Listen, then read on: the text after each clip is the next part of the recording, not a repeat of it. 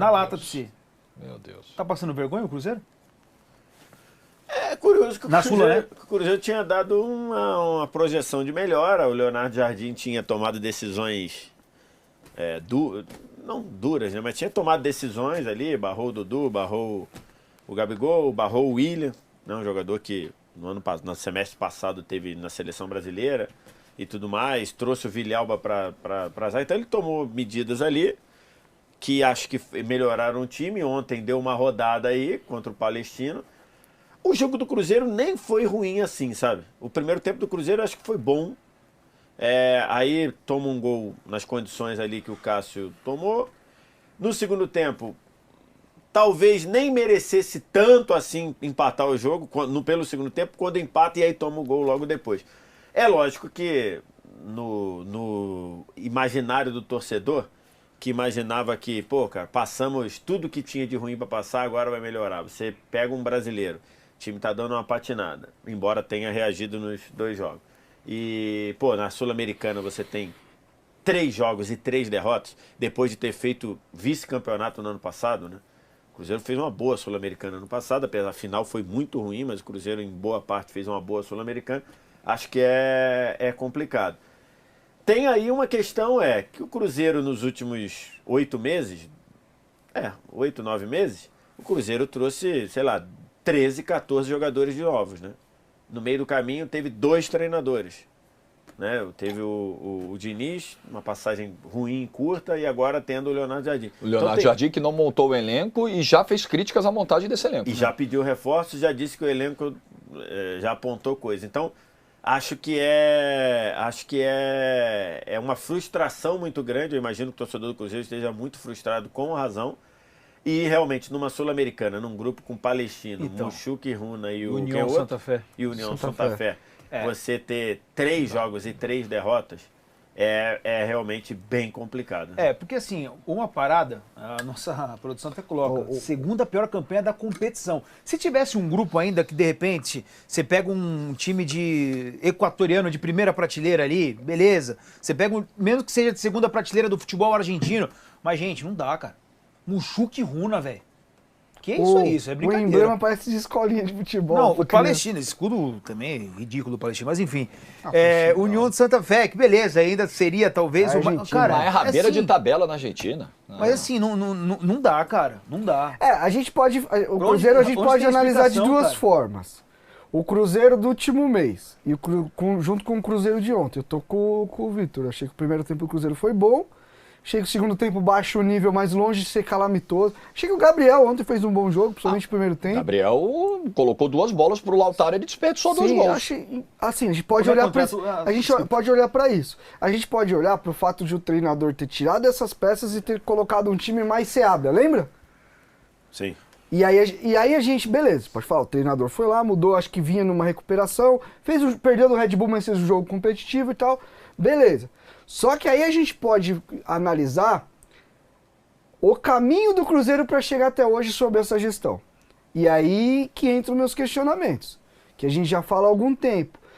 Começo do ano eu lembro que a gente, e aí Renatão, Cruzeiro, eu falei, mano, prefiro ver. Porque não é o tipo de trabalho de gestão que eu gosto. Primeiro, o treinador que fazia um bom trabalho lá foi tirando os jogadores mais competitivos que ele tinha para colocar os que chegavam, o time foi baixando. Esse mesmo treinador rolou áudio do dono do clube fazendo que o dono do clube começou a contratar a rodo e o próprio dono do clube nesse momento já fala, acho que errei em alguns investimentos. Ele não acha, né?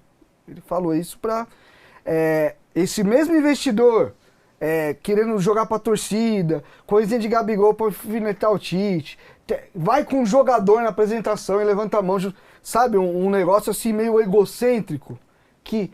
isso entra no jogo, não perde. Isso tá no balaio. Isso a gestão acontece. Então assim, o Cruzeiro fez um tipo de contratação de jogadores já em reta final. O Gabigol, eu não digo que é reta final, porque o Gabigol ainda tem uma idade ok. Dando contratos muito longos para jogadores que já estão em final de carreira, ou seja, isso também te gera ali um comodismo. Jogadores que tecnicamente, fisicamente, caso do Dudu, estão em declínio, está muito claro. O Cássio é a mesma coisa. O Cássio não saiu do Corinthians voando. Ele estava num declínio também. O contratou um atacante que tem 5 anos como jogando no profissional, eu tirei 2 anos aqui dele, porque foram poucos jogos, foram 7 jogos só, né? Mas são 5 anos, o cara tem 28 gols Então. na carreira. Então Pô, não é possível, pra cara. chegar, pra gente olhar o 0 na tabela da Sul-Americana, a gente tem que olhar pra um monte de coisa, cara. A gente tem que olhar pra ter ficado com o Diniz depois daquela final da Sul-Americana, que praticamente tinham demitido ele, e aí começa um ano com um treinador que ninguém tinha convicção. E agora o português chegou, e eu acho que ele deve ter pegado o tal do Pedrinho pra papo, e a Faísca saiu. Acho que agora o Pedrinho tá entrando na realidade do que é futebol, de como você constrói um elenco, como você busca perfil de jogadores no mercado. Agora eu tenho a impressão de que o Pedrinho está fascinado com o nosso Leonardo Jardim, porque o Leonardo Jardim só viu o que muita gente estava vendo. A maneira como você está conduzindo o clube não tá legal, cara. Não se faz futebol mais assim. Traz os nomes. Pô, isso é legal pra caramba pro torcedor. Pô, o Cruzeiro, depois de tanto tempo, poder contratar grandes jogadores e às vezes e tal. dá certo, realmente. Quando você une, de repente, muito talento, às vezes no individual você consegue. E aí não é só Mas às questão vezes de dá idade. É talento, tá? Mas em que altura da carreira esses jogadores estão? Sim. Tem jogador com 34, 35 anos que tá entregando no alto nível, ponto. O Dudu não era esse caso. O Gabriel, mesmo não tendo mais 30, não era esse caso. O Cássio vinha num declínio, sim. Fagner. Então, assim, no meio disso tem boas contratações. O Fabrício Blume é uma boa contratação. O Christian é uma boa contratação. Ele tem o lateral esquerdo da base, o Kaique, Matheus Henrique. Henrique ferrou o joelho agora. O Wallace, quem imaginar que o Wallace ia vir o primo dele da Itália, não ia vir ele. Sabe? Lógico, tem acertos no meio, não acho que tá tudo errado. Mas a maneira como foi conduzida, eu sempre tive o pé atrás. Pra você, então, quem tem a maior culpa aí, parcela de culpa? Pra mim é gestão, cara. É? Pra mim é gestão. Presidência, né? Ponto. E na entrevista lá, o Tempo Esportes, que o Pedrinho ficou... Também, é uma outra coisa, né? Tem falado demais também, né? Dentro de um ambiente desse. Não tá legal, tem dado muita entrevista, mas ok, eu quero mais que ele fale mesmo, que é mais pauta pra gente repercutir. Mas na entrevista ele joga muito holofote em cima do Alexandre Matos, né? Sim. E ele diz, eu e o Matos, eu e o CEO erramos demais, agora vamos torcer para não errar, para errar menos, ou se possível não errar e tudo. Porque de fato o trabalho desse time é um time montado com o dinheiro do Pedrinho, mas montado pelo Alexandre Matos. O Pedrinho, me parece, nessa entrevista aí, até mostrar talvez uma certa surpresa com o perfil de trabalho do Alexandre Matos. Qual é a surpresa? O Alexandre Matos trabalha dessa forma. Investimentos altos, de muito risco, tanto acertando quanto errando, mas sempre risco muito alto, sim. Você traz um gestor como esse e você está esperando o quê? Você traz um jogador como o Gabigol, que há 2 anos não joga no alto nível. Ontem foi bem o Gabigol, tá? Ontem foi um bom primeiro tempo do Gabigol, principalmente. Ele bota o Lautaro Dias 2 vezes em condições de fazer gol e o Lautaro não faz. O Cruzeiro teve 2 chances com o Lautaro e teve uma com o Rodriguinho, poderia ter aberto o placar no primeiro tempo. Tomou o gol no finalzinho do primeiro tempo e é castigado.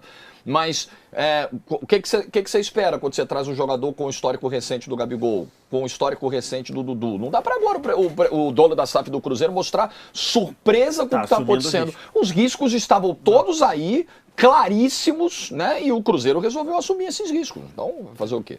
2 questionamentos, enquanto a galera participando aqui, mandando mensagem sobre o Cruzeiro também. Ó. Dudu deixou de ser ídolo no Palmeiras, saiu por não ter minutagem aqui e continua sem ser o principal no Cruzeiro. O VTNC, né? Vim trabalhar no Cruzeiro. É a mensagem do Gusta Palestrino. Em relação a esses caras, para vocês, Dudu, Gabigol, Cássio, esses caras têm que ser titulares do... Ontem o Dudu fez uma reclamação, né? No pós-jogo, né? Na entrevista que ele deu lá na Zona Mista, a Itatiaia e o Samuel Venâncio estavam lá, e o Dudu disse que não entendeu por que saiu do time. Que é chato, todo cara que é titular, eu fui titular a carreira inteira, e agora eu saí, eu também não entendi por que saí, mas eu respeito a opinião do treinador. Respeita o mútil, né? Com todo respeito. Respeita criticando na imprensa. Carioca, com todo respeito, e vem a jambrada. Tem que lembrar que ele não tá nos anos passados, né? Os anos não, passando, assim, né? E o time tem mostrado que sim, que eles têm que ser reserva. A faísca de bom desempenho de competitividade do Cruzeiro no ano é quando o treinador que veio parrudo tá com moral com o dono, fez o que tinha que fazer. Porque assim, quando eles saem do time, o Cruzeiro ganha, né? Não, então. Eu acho que o Cruzeiro ganhou 2 ou 3 seguidas no Brasil. O Cruzeiro empata com o São Paulo, fazendo um bom segundo tempo. E o Dudu tinha sido talvez o melhor em campo do Cruzeiro nesse jogo. Quem? Até o momento que sai. Qual jogo? No jogo do São Paulo. No jogo contra o São Paulo. Mas então, aí pro jogo seguinte, ele bota o Christian na função do Dudu lá, e o Christian fecha o meio campo, sai pra jogar, aparece, dá assistência. Então, ele ficou. E o do Gabigol, acho que foi muito claro que o Caio Jorge entrega uma mobilidade que nesse momento o Gabigol não estava entregando. Então acho que os dois foram barrados dentro da proposta.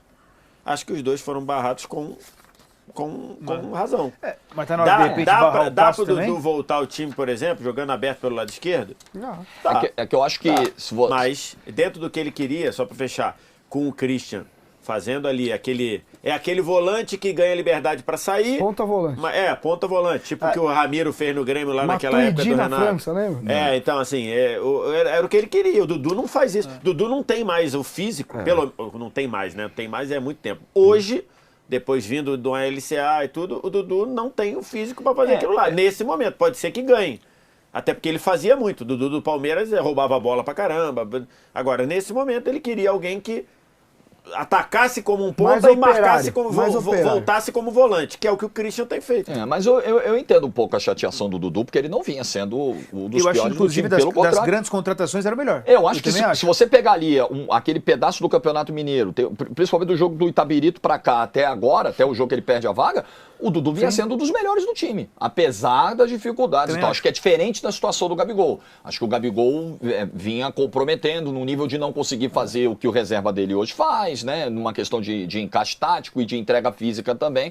Mas agora, você chegar na coletiva, assim, todo mundo fala muito do Cruzeiro, né? Como o Vitor disse aqui, que o Pedro fala demais. O Pedro fala demais. É um reality show, cara. O treinador fala demais, porque por mais que o diagnóstico do Leonardo Jardim esteja correto sobre o desequilíbrio na montagem do elenco, mas assim, ele não montou esse elenco.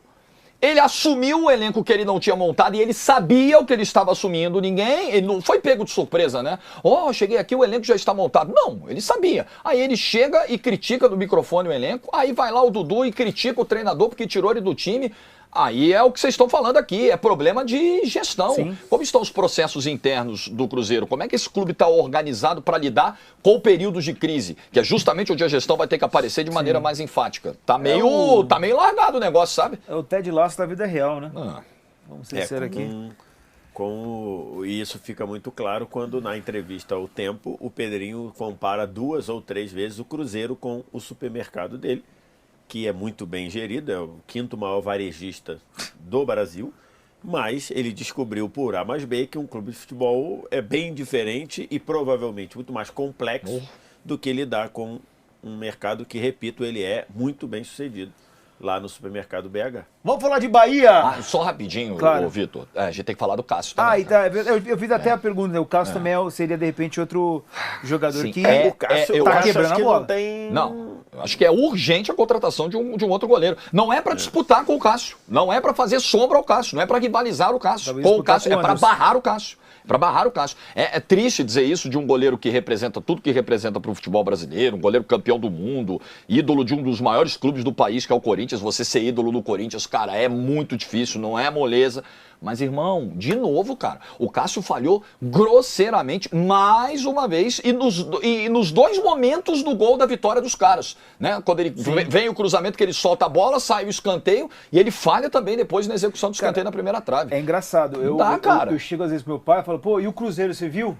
Daí ele já fala, a primeira coisa que ele fala, o Cássio fez merda de novo? É a primeira coisa que ele fala. E o Cássio? Entregou de novo? Eu acho triste, cara. Eu tô muito na sua linha. Eu fico triste de ver. E hoje, nesse cenário, né, o Léo Aragão não é uma sombra, não é uma ameaça ao Cássio. Não tem. Precisa contratar. Que é o goleiro reserva. Não tá legal pro Cássio. Tem torcedor do Corinthians que não tá feliz da vida com isso, tá? Tem torcedor... Opa! Nossa, tem que ser muito... Tem. Nossa, tem que ser muito... Tem torcedor do Palmeiras que tá feliz da vida com o Dudu? Tem corintiano que fala, ele podia ter ficado aqui, encerrado a carreira. Flamenguista com o Gabigol. Mas o Dudu saiu reclamando, falou mal de gramado sintético. Desde que saiu do Palmeiras, o Dudu só ataca o Palmeiras.